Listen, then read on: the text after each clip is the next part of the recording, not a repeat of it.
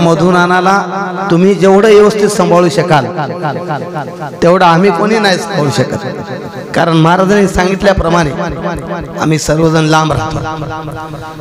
त्यांच्यासोबत आम्ही गायला भजनासाठी वारीमध्ये नेहमी असतोच, पण अंतर्भरात असल्यामुळं त्यांचे नेहमीचे जे काही सुख दुःख असतील ते तुम्ही गावातील मंडळी जेवढं जिव्हाळ्याने पार पाडू शकाल तेवढं आम्ही कोणी पाडू शकत नाही।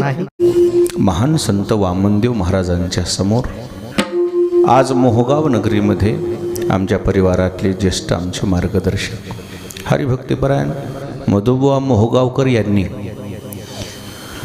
तीर्थयात्रेचा समारोप या मामुंद्याच्या रूपाने या ठिकाणी आयोजित केलेला आहे।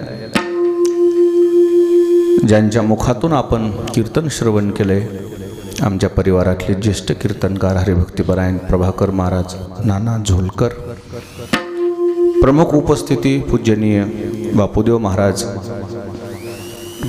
बेलगावकर, सर्व पूजनीय संत महंत आदरणीय महाराज मंडळी, भजनी मंडळी, गुणीजन मंडळी, श्रोती मंडळी, माता भगिनी, नवयुवक, छोटे छोटे बालक, आलेले सर्व ग्रामस्थ, पंचकृषीतून आलेले सर्व मधु महाराजांच्या मधुबुवाच्या परमार्थावर भजनावर प्रेम करणारे सर्व आप्त इष्ट स्वकीय सुहृदी पाहुणे मंडळी, आपणा सर्व ज्ञानवंतांच्या समोर सद्गुरू मोतीराम महाराजांच्या मोठ्या महाराजांच्या आशीर्वादाने सर्वजण मिळून सेवा करू। विठाला विठाला विठाला शांती ब्रह्म पैठण निवासी नाथ महाराजांचा अभंग पूजनीय आमच्या नानांनी घेतलेला आहे। आज खूप दिवसाची इच्छा होती मधुबुवाची, मला हा कार्यक्रम करायचा आहे, आणि मग त्यांच्या त्या इच्छाशक्तीनं आपण सर्वजण मंडळी त्यांच्या विनंतीला मान देऊन उपस्थित झाला। होते दिवस आर्त वागविले, होते बहुत दिवस आर्त वागविले, ते आजी अकस्मात फळ देऊ आले। जीवनामध्ये काही गोष्टी कधीतरी होत असतात, त्यामध्ये ही जी तीर्थयात्रा आहे, या तीर्थयात्रेचा मधुबुवाचा जो उद्देश आहे, या निमित्तानं काही सत्पुरुष आपल्या गावात आले पाहिजे, काही पूजा अर्चा घडली पाहिजे, या हेतून प्रत्येकाला उपरणं, टोपी, आमचा एवढा सन्मान, भले आम्हाला आता त्यानं कडेवर खेळवलेलं आहे, खांद्यावर खेळवलेलं आहे, आम्हाला कपडे घालता येत नव्हते तेव्हापासून त्यांनी आम्हाला सांभाळलेलं आहे, परंतु परंपरेचा बहुमान आहे, हा आमचा बहुमान नाही आहे। विठाला विठाला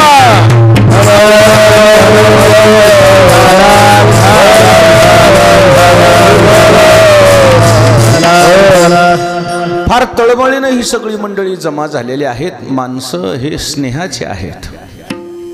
आज फार लग्न तिथे मोठी आहे, एक दोन लग्न लावून आलो, एक दोन लग्न लावायला जायचंय,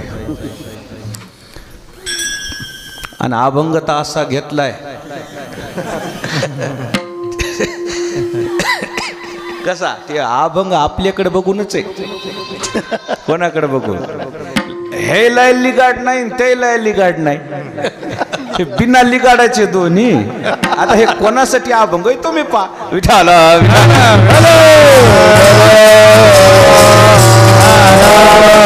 आमच्या आपल्या आज्ञेनुसार आम्ही हळूहळू कमी करू लिगाड।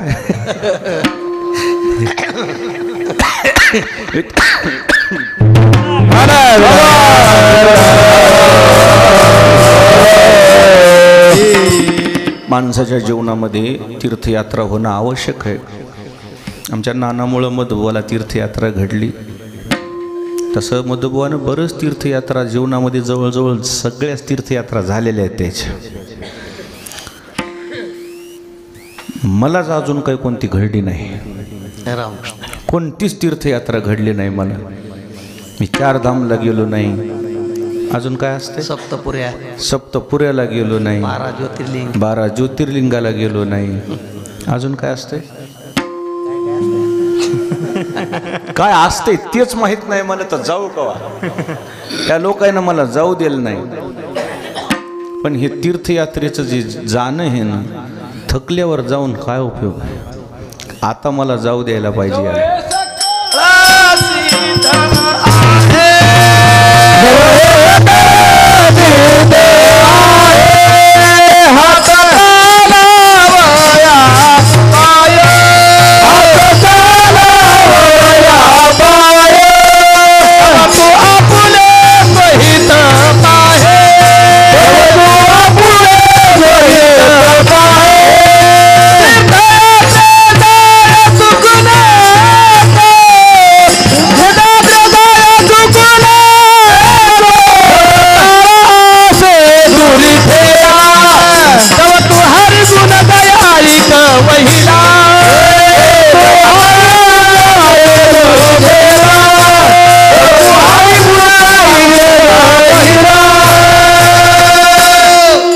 जवळ हे सकळ सिद्ध आहे. वृद्धप काळामध्ये घडत नाही, पायऱ्या चढणं होत नाही, चालणं होत नाही. मग हे जाता आलं पाहिजे, तेव्हा वेळेतच जायला पाहिजे. लोकांनी काय मला जाऊ दिलं नाही. पण आता मी झोलकर नानाचं नाव सांगणार आहे लोकायला. अरे आता नाही तर जाता कधी? विठाला विठाला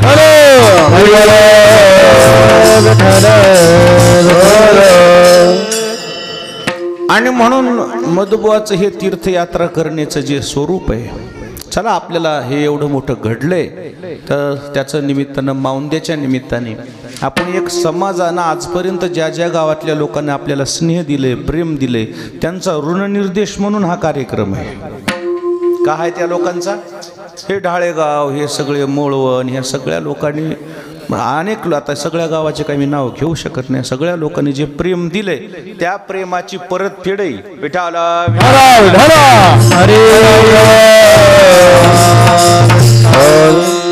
आणि म्हणून फार चांगला योग आहे. तीर्थयात्रा जीवनामध्ये करून आल्यानंतर योगायोग असा घडलाय. पुन्हा हे म्हणजे तीर्थयात्रा तिकडून तर उत्तर भारतातून आलेतच. आपली कार्तिक वारी झाली ना, याला दुग्ध शर्करा योग म्हणतात. दुधात आपलं कार्तिकीचं माऊंद झालं आणि ते इकडलं नाना संघ गेलेलं ते माऊंद झालं. कामात काम दोन्ही झाले. फार योग चांगला आलाय. आपण सर्व मंडळी या ठिकाणी उपस्थित झालेला आहात. शांती ब्रह्म पैठण निवासी नाथ महाराजांनी मोक्ष प्राप्तीच्या काही खानाखुणा सांगितल्या, काही वर्म सांगितले, काही साधना सांगितल्या. त्यामध्ये अनेक गोष्टी आल्यात. याच्यामध्ये काय काय करायला पाहिजे, सेव्य आणि अपसेव्य, काही गोष्टीचा स्वीकार आहे आणि काही गोष्टी वर्ज्य सांगितल्यात. विठाला विठाला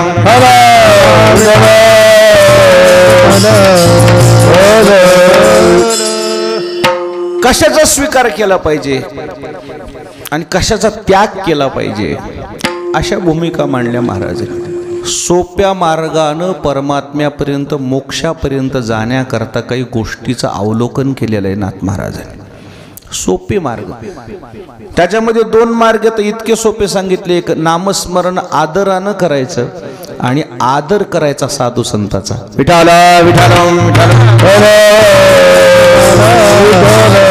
आता मी काय अलीकडे 2-3 चरणाकडे येत नाही, मी शेवटच्या चरणाकडे जातो. आता हे मी 8 तासच टाकायला आलोय ना. आता 8 तासच करायला लय लग्न लांब लांब आहेत आज. हेला काय गेले नाही गेले तर हेला कोण काय म्हणणार आहे? आपल्या मग लिगाड आपल्या मग पसार आहे.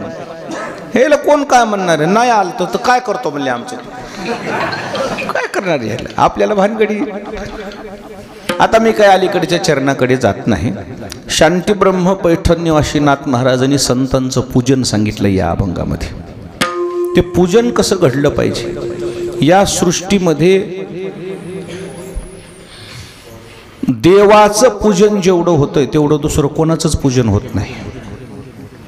प्रत्येकाच्या घरामध्ये छोटं मोठं का होईना पण काय आहे, देवघर आहेच.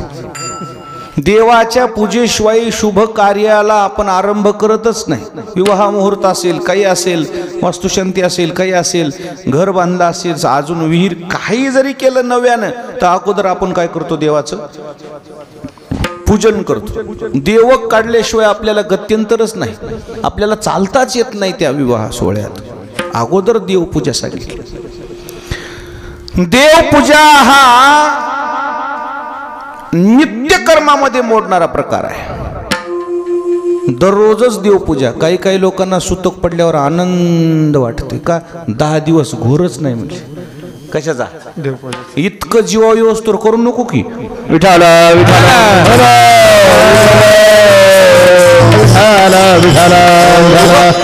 पार्श्व कसे ठेवावं देव म्हणून आंघोळ घालूच नाही. पूजा ते करावी म्हणेची उत्तम लौकिकाचे काम काय असे. देवपूजेच्या बाबतीमध्ये सर्व सृष्टीमध्ये त्या पूजे इतकं दुसरं कशाला बहुमान नाहीये. देवपूजा सर्वात मोठी आहे. परंतु देवाचा जर कधी आपण अभ्यास केला, देवाच्या जर आपण कधी दर्शनाला गेलो, त्या देवाला जर विचारलं सगळं जगत तुमची पूजा करते, तुम्ही काही पूजा अर्चा करता की नाही, त्या देवाचं जे परमात्म्याचं जे मनोगत येईल ते मनोगतच आहे शेवटचं चरण. भगवंताचं म्हणणं आहे जगत माझी पूजा करत असेल पण मी कोणाची पूजा करतो? महाराज संतांची पूजा करतो. देवर्षी नारद वैकुंठात गेले. भगवंत पूजा करत बसले होते. देवर्षी नारदाने विचारलं, आई साहेब प्रभू कुठे आहेत? म्हणले देवपूजा करायला. म्हणले देवपूजा? म्हणले हो. देवाच्या देवघरात देव तरी कोणते पाहू द्या म्हणले. जग ज्याचं पूजन करताय, जगत ज्याची पूजा करताय, तो परमात्मा नेमकं पूजा तरी कोणाची करतो? आणि मग ज्यावेळी नाथ महाराज नारद देवघरात जाऊन पाहतायत तर भगवंत संताची पूजा करू लागले. आणि ती ही पूजा अशी आदर निदर नाही, घाली दंडवत खरं तर सांगू का, देवपूजा करायचं काम पुरुष वर्गाचं आहे का महिला वर्गाचं? खरं सांगायचं कोणाचं काम? पुरुष वर्गाचं. खरं सांगा कोण पूजा करते घरात? काय आपल्या हाताला का काय मला काय आकारच लागत. जेवढे महिला मंडळीला सकाळी सकाळी घरामध्ये कामं असतात तेवढे पुरुषाला असतात का? अजूनही पहा तुम्ही जास्त कामं कोणाला? सडा, स्मार्जन, रांगोळी, चहा पाणी, स्वयंपाक, न्याहारी, दुपारी, धुणं भांडं घासणं, हे सगळे धुणं भांडी घासणं, हे सगळं झाल्यावर धुणं झाल्यावर हिच्या पोटात कावळी ओरडतील. मग हिनं जे स्वयंपाक करून ठेवलेला आहे ते गारढव झालेला, ते स्वयंपाक असा ताटात वाढला, घास घेणार, मग हिला सुचलं माय काय राहिली त्या देवपूजेला काय अर्थ आहे? तिकडे त्या मासुळवड्या वाळलेल्या अशा काळ्या वाटणाच्या कांदा लसण हे यायच्या तिकड हटकून म्हणायचं असं तोंडाला पाणी सुटाव यायचे. असा घो स्वयंपाक केलेला असा तिनं वाढलाय ताटात. आता देवपूजा तशीच पारशी ठेवून कसं करावं म्हणले माय. तिला काय वेळ लागला, सगळे देव उचलले त्या पाण्यात बुडविले, गार लागायले रे म्हणले, गार लागायले. तसेच देव मांडले, ते पुसले नाही काय नाही. कोण्या देवाच्या नाकात गंध चाललाय, कोण्या देवाच्या डोळ्यात गंध चाललाय, कोण्या देवाच्या तोंडात गंध चाललाय. काय ठेवणी बरोबर आहे का काय? कोणता देव कुठं आसन असावं, उंच आसनावर कोणतं दैवत असं, खालच्या आसनावर कोणचं दैवत असावं, मुख्य दैवता किती आहेत, काही मागं पुढं नाही, काय नाही. कोण्या देवाला कोणचा गंध लावावा, कोणत्या देवाला कोणतं बिल्वदल प्रिय आहे की तुलसी दल प्रिय आहे की गुलाल प्रिय आहे की काय पांढरं फुल प्रिय आहे की तांबडं फुल प्रिय आहे, काहीच नाही. एकदाच उपशीनं तांदूळ उपशिल्यासारखे मांडणं दन दन गण लावणं. ते बी ह्या देवपूजेमध्ये मंत्र नाहीत काय नाही. भूक काय लागली मायन, ही देवपूजा काय जळायली, जळू नको माय देवपूजा. तुला करा वाटलं कर, नाही तर नको करू. काय त्या देवपूजेला अर्थ आहे? इमानदारीनं या, मी पांडुरंगाच्या समोर तुम्हाला खरं बोलतो, बोलू नये ही गोष्ट यायला बोलाय जमत नाही, पण मी बोलतो. तुम्ही खरं सांगा, सगळे कामं करून धुन्यन भांडेन हे सगळं धुवून देवपूजा करणं सुचिरभूत होऊन देवपूजा आहे काही? सुचिरभूत होऊ नये. पारस धुन तुम्ही जर देवपूजा करत असतील ते पातक लागायचं की पुण्य करता होय? तुमचे लेकरं कुठून आलेले, कोण्या मामूचं कीर्तन ऐकून आलेले, मामूचंच म्हणाले, शाळेत जाऊन आलेले, ते मामूची दबरोटी खाल्लेली, मामून 8 दिवस आंघोळ केलेली नाही, त्याची दबरोटी खाल्लेली, ती लेकरं कुठून आलेत की ती तुमच्या शिवाशिवी झालेली, शाळेत सगळे मिसळी झालेली, आणि तेच कपडे तुम्ही धुतले आणि तेच तुम्ही देवपूजा करताय. ते का आहे? हा दोष लागल तुम्हाला, दोष. इतकं मी म्हणत नव्हतो मी, पण तुम्हाला खरं सांगतो, पूजा नाईलाजानं बाया माणसं करतायत, पूजा करणं काम तुमचं आहे. कोणाचं काम आहे? पुरुष लय सुचिरभूत होऊन पूजा करू शकते, पुरुषाला काही बाधकच नाही ना. स्नान करायचं आणि टावेल आपलं धुतलेलं टावेल नेसायचं आणि टावेल नेसून आपलं धोतर नेसलं की झाली पूजा करायला मोकळे. पुरुष वर्गाला जसं पूजा करायला शुद्धता लाभते, तशी स्त्री वर्गाला लाभत नाही. स्त्री वर्गामध्ये सगळे हे कुठून लेकरं बाळा आलेले, काय शिवाशिवी, हे लेकरन गोदडीन पांघुरण आतुरण, ती सगळं तिथंच तिथंच बाजन, तिथंच पसारण, काय देवपूजा होणार आहे? तुमची शुद्धता आहे का त्याच्यामध्ये? मग पुरुष वर्गाने देवपूजा केली पाहिजे. स्त्रिया वर्गाने नाईलाजानं करतायत, देव पारशे कसे ठेवा म्हणून करतायत, पण खरी जिम्मेदारी कोणाची आहे? पुरुष वर्गाची. म्हणून भगवान विष्णू पूजा करू लागले. एक जण म्हणला, तुम्ही करता का? मी नाही करीत, मला देवपूजेच्यानं मी देवपूजाच होत नाही माझ्याच्यानं. सकाळी 4ला घर सोड्यावर देवपूजा करून कवा निघून. पण आमच्या घरची येऊन देवपूजा बघा आणि त्या देवपूजेतली शुद्धता बघा, आणि मग मला काय नाव ठेवायचं तर ठेवा. जितकी शुद्धता सांभाळतो आम्ही, तितकं पवित्रता सांभाळतो. तिथं एखाद्या आमदार खासदारला भेट नाही मी, माझ्या देवघरातल्या देवाला भेटतो. कोण्या जागीरदाराला घाबरत नाही मी, पण तिथं गेलो मी चळचळ कापतो. का? तिथलं ताकद, तिथलं सामर्थ्य, तिथलं पावित्र्य मला माहिती आहे म्हणून अंतरानं तिथं राहत होता. सामर्थ्य कळलं पाहिजे आपल्या दैवताच. पुरुष वर्गानं देवपूजा करावी ही भगवान विष्णूचं शिकवण आहे. भगवान विष्णू ज्यावेळेस पूजा करू लागले, देवर्षी नारदानं पाहिलं, कोण्या देवाची पूजा करत असतील म्हणून पाहिल्यावर लक्षात आलं, देव नव्हतेच त्या देवघरात. कोण होतं? संत होते. पण देव सुद्धा जर संतांचं पूजन करत असतील तर आपण का त्यांची पूजा करू नये? घाली संताशी आसने. शास्त्रार्थ तरी काय म्हणते?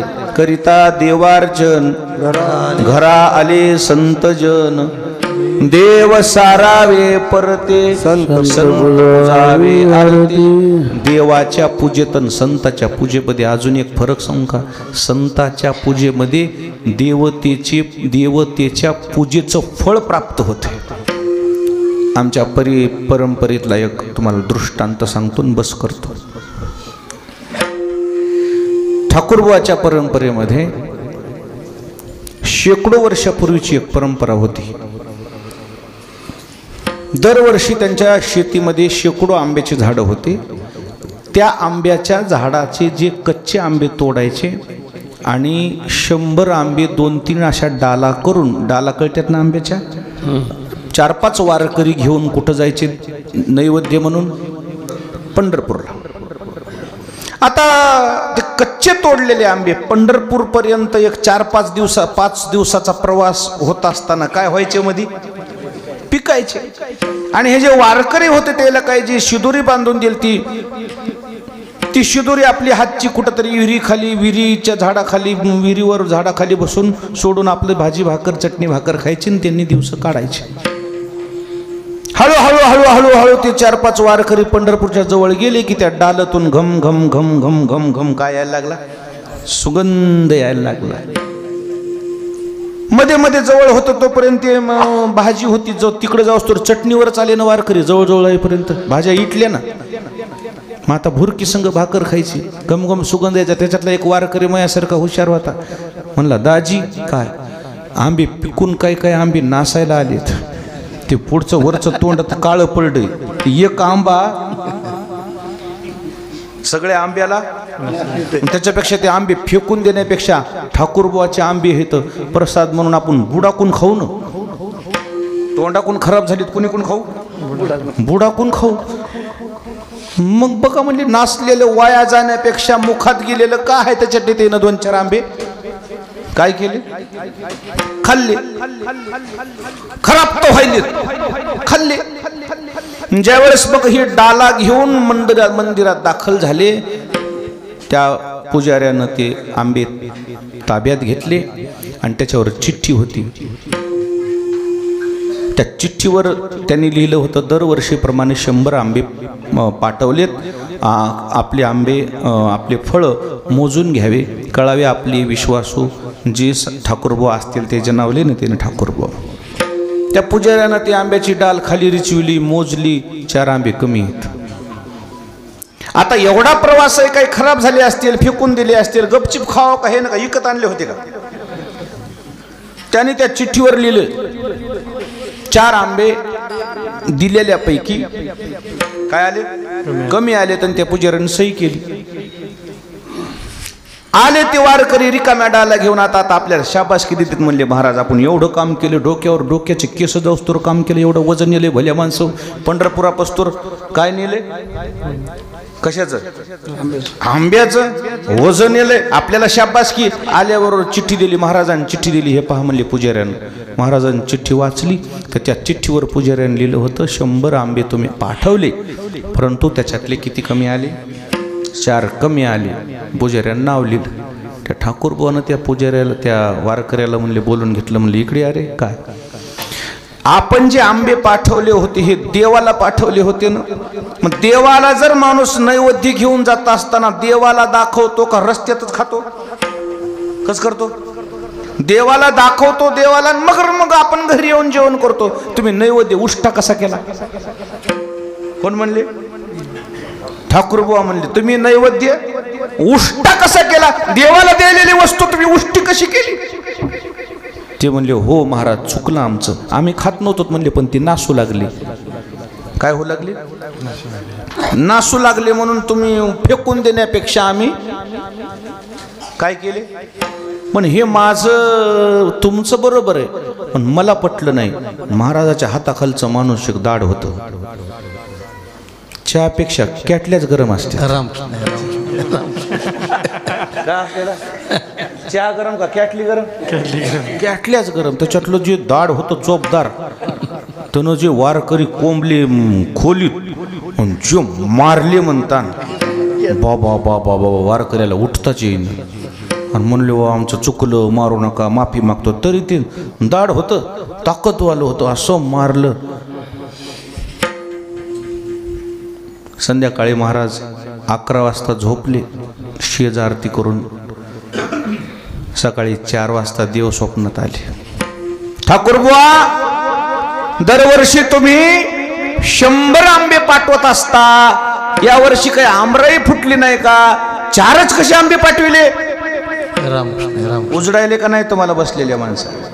किती आंबे पाठवले? 4. महाराज उठून बसले. 4? मी तर 100 पाठविले ते.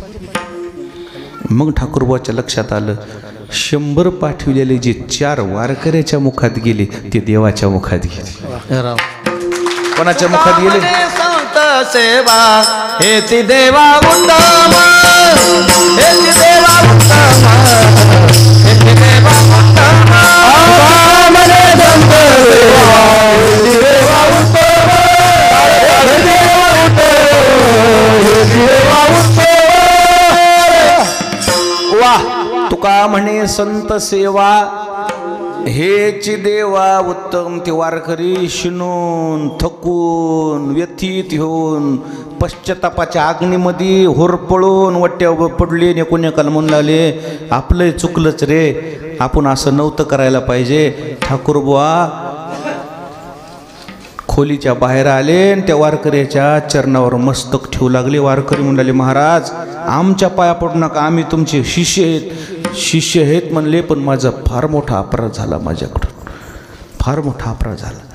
मी देवाच्या सेवेच्या ऐवजी तुम्ही केलेली ही जी गोष्ट आहे, मी ती देवाची इच्छा म्हणून जर सहन केली असती तर माझा इतका मोठा माझ्याकडून अपराध झाला नसता. मला माफ करा. 100 आंब्यापैकी देवाचं म्हणणं आलं. किती पोहोचले? देवाला सुद्धा देवाच्या पूजेपेक्षा, देवाला केलेल्या अर्पण गोष्टीपेक्षा कोणाला गोष्टी अर्पण केलेल्या आवडतात? संतांना केलेल्या गोष्टी अर्पण केलेल्या आवडतात. म्हणून संत पूजेचा खरा अग्रभाग सांगितला. म्हणून महाराजांचे सुद्धा इथं एकच स्थळ म्हणजे संतांच्याच सेवेत संतांच्याच पूजेत परमात्मा संतुष्ट होतो. पुत्राच्या विजय पिता सुखावत जाय तैसे पूजिता वैष्णव सुखे संतोषतो देव. परमात्मा संतुष्ट होण्याकरता शांती ब्रह्म पैठण निवासीनाथ महाराजांचं म्हणणं आहे की तुम्ही संतांची पूजा करा. आणि त्या संतांच्या पूजेनं काय होईल? गाली संताशी आसने पूजा करी काया वाचा मने एका जनार्दनी जाणे इच्छिले ते पुरवे. ज्या काही तुमच्या इच्छा आकांक्षा मनोकामना असतील तो परमात्मा पूर्ण केल्याशिवाय राहत नाही. ज्ञानेश विठोबार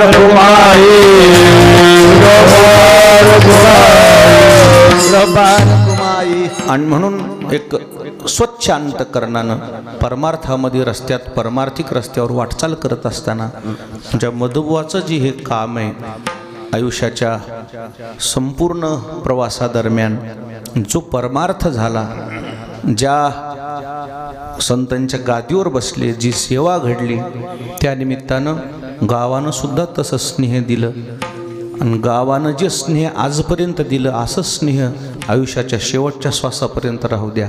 कारण जीवनामध्ये काय असतंय, बाकी दुसरीकडे काही मिळते माणसाला पण स्नेह प्रेम मिळत नाही. आणि गावानं प्रेम देणं, गावातल्या महाराजाला गावातल्या माणसानं प्रेम देणं हे सगळ्यात मोठा सन्मान असते. हे लक्षात ठेवा.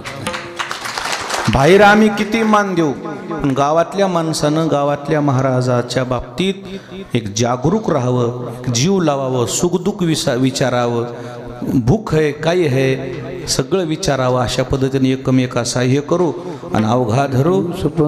आताच्या काळाला बाकीच्या याला बोबडे काकांना काही राग करायची गरज नाही. आताच्या काळाला मधुबुवासारख्या भजनातलं प्रभावी व्यक्तिमत्व आपल्या भागामध्ये नाही. तुम्हाला काय म्हणायचे त्यांना?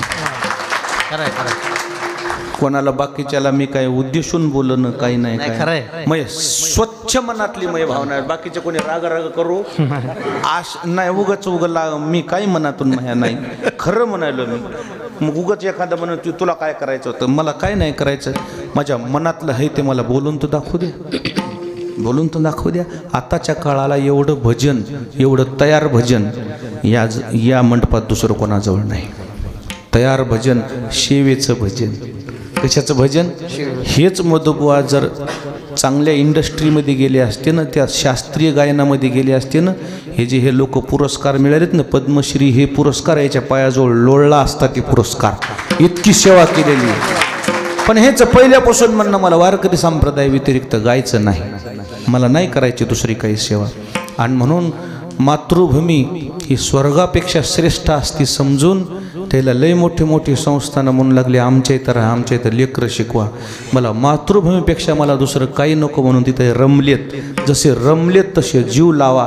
जसा जीव लावलाय तसा आयुष्याच्या शेवटच्या श्वासापर्यंत जीव लावी जा. मी बी जीव लावतो पण मी माळावला दिवा आहे. मी लय लांब आहे 80 किलोमीटर. मी काय जीव लावीन? एखाद्यावर फक्त फोन लावतो का आहे काय नाही जेवले, दुसरं काय करीन मी? जीव तर घालू शकत नाही तिथून. सगळी जिम्मेदारी तुमची आहे.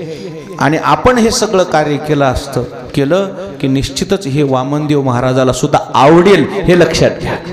कोणाला आवडेल? महाराजालाही आवडेल असं आपण लक्षात घ्या. हे सगळं कार्यक्रम चांगला केला मधुबुवानं. पण एक गोष्ट मला आळंदीत खटकली तर खटकलीच. सगळं म्हणता माझ्या कार्यक्रमाला या म्हणलं येणारच आहे. आता मी लय दिवसाचा नाही म्हणले. हे वाक्य चुकलं की नाही नाना? त्याचं असं म्हणायचं कशाला? मी लय दिवसाचा नाही कशाला म्हणायचं? मग मला करमलत नाही त्या दिवशी असं म्हणायचं नाही. जी वामन महाराजाची इच्छा असेल, जी पांडुरंगाची इच्छा असेल, जी देवानं तुमचं आयुष्य लिहिलं असेल, जेव्हा जिथपर्यंत लिहिलं असेल तिथपर्यंत देव देईन ना. मी लय जास्तीचा दिवस नाही म्हणायचं कशाला? हे शब्द म्हणायचा नाही. आपल्या गुरु परंपरेनं तुम्हाला उदंड आयुष्य द्यावं आणि तुमच्याकडून हे सगळा परमार्थ, ही सगळी वामनदेव महाराजची सेवा करून घेवीन. तुमचा या परमार्थात हा जो आजपर्यंतचा आवाज आहे शेवटच्या श्वासापर्यंत आमच्या असाच कानावर आवाज पडत राहावा अशी आशा करतो. थांबतो. ज्ञानेश्वर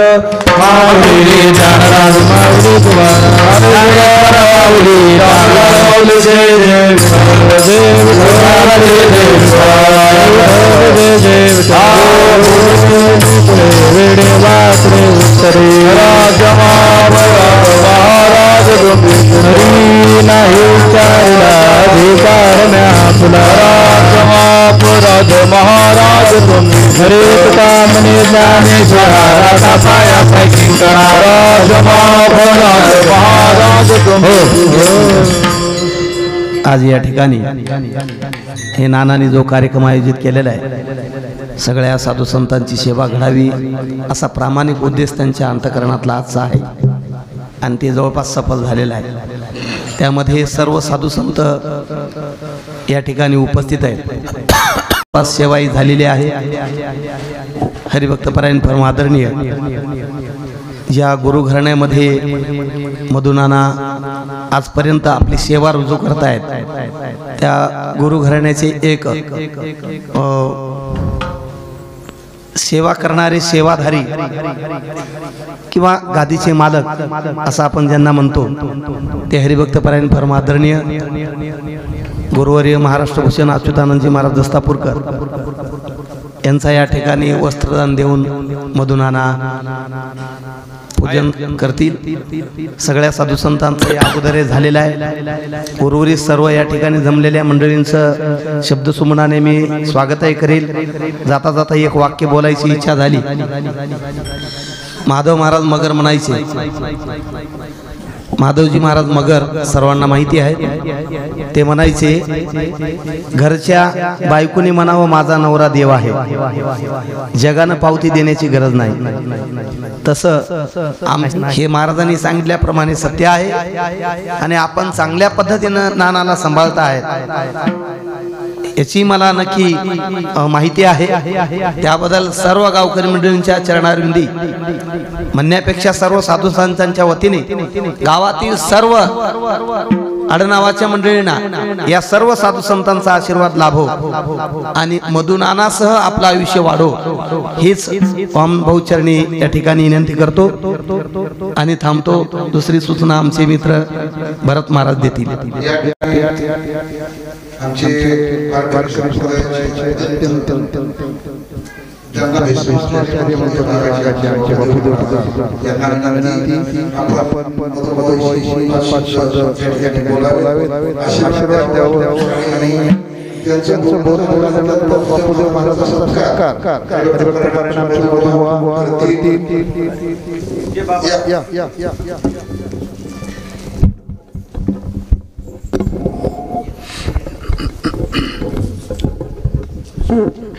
हरये नमः. मला काही बोलता येत नाही, परंतु आशीर्वाद म्हणून माझ्या गुरु महाराजातर्फे पहिल्या प्रथम गाववाल्यांचं कल्याण हो.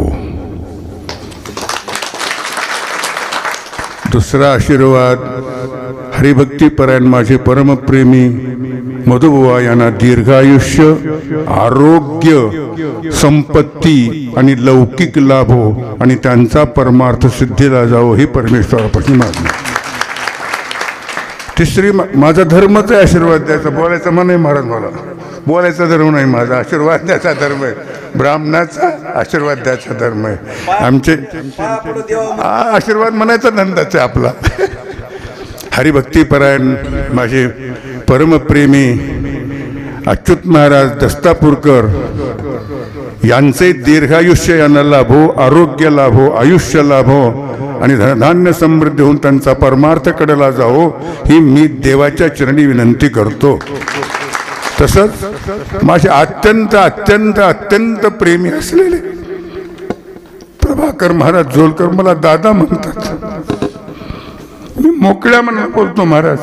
माझे लेकर जेवढे प्रेमाने दादा म्हणतात त्याच्यापेक्षा म्हणून त्यांचं परमार्थकडे जावं, नामचिंतन त्यांना घडो, संत संगती घडो आणि आमच्यासारख्याला इतरांना ज्ञानामृत देव ही देवाच्या चरणी विनंती. राहिलेले टाळकरी मंडळीला सुद्धा कल्याण हो. परमेश्वराला एक मागणी आहे माझी. मी येड्या वाकड्या कीर्तनातून म्हणत असतो महाराज, गाईला चारा मिळो, सर्व सुखी राहोत, वेळेवर पाऊस पडो आणि सर्व प्रेमी मंडळीने आपापल्या आईवडिलांची सेवा करावी ही मी देवाच्या चरणी विनंती. सर्वांनाच पुनश्च मला बोलवल्याबद्दल गाववाल्याचे आमच्या मधु महाराजांचे उपकार मानतो. मला अशा प्रेमी कीर्तनकार महाराजाचं ऐकायला मिळालं म्हणून मला सुद्धा भाग्य वाटलं. आमचे भजनी मंडळ सगळे मंडळीला पुन्हा गाववाल्याला धन्यवाद देऊन एक आशीर्वादपर मंत्र म्हणतो महाराज. आनो भद्रा कृतवो जंतो विश्वातो दब्धासो अपरीता सावुद्भेदा देवानो जथा सदमिद्वृधे आसन्न प्रायो रक्षितारो दिवे दिवे देवानां भद्रासो मातिर्यजु यतां देवानागुरातिरभिनो निवर्ततां सर्वेऽपि सुखिनः सन्तु सर्वे सन्तु निरामयाः सर्वे भद्राणि पश्यन्तु मा कश्चित् दुःखमाप्नुयात् पुण्डलीकवरदा हरि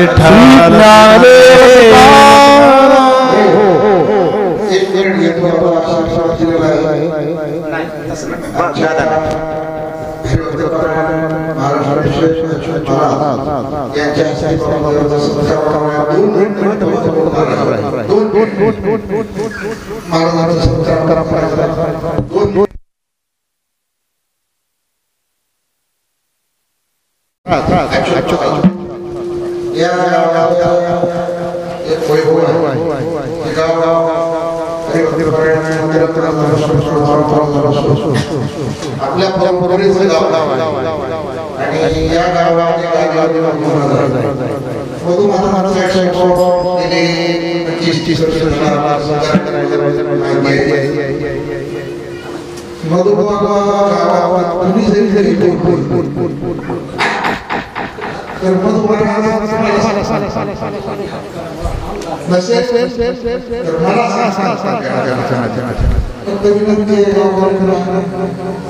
चार समाज आहे सर्व